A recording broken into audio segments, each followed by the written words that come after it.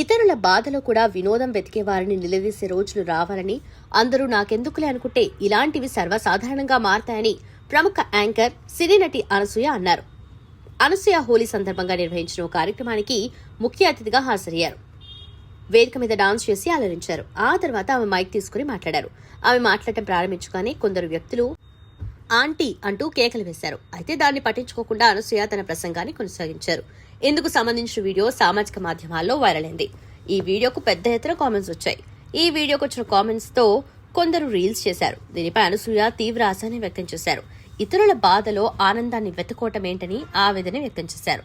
తనపై వచ్చిన విమర్శల కామెంట్స్ తో రీల్స్ చేయటాన్ని ఆమె తప్పుపట్టారు.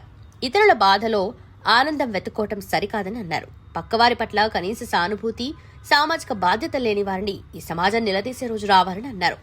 వయస్సును బట్టి హేళన చేయటం, మహిళలపై వివక్ష చూపటం ఏమాత్రం ఆమోదయోగ్యం కాదని పేర్కొన్నారు.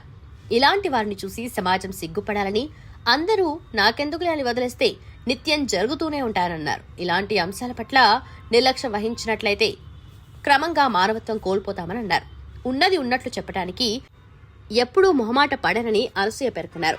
సాధించిన విజయాలు, తన ప్రయాణం తనకు ఎంతో గర్వకారణమని అన్నారు. ఇలాంటి విమర్శలను ఎన్నిటినో తట్టుకుని నిలబడ్డారని, అందుకే ఈ స్థాయికి వచ్చారని తనను కామెంట్ చేసిన నెటిజన్లను ఉద్దేశించి అన్నారు.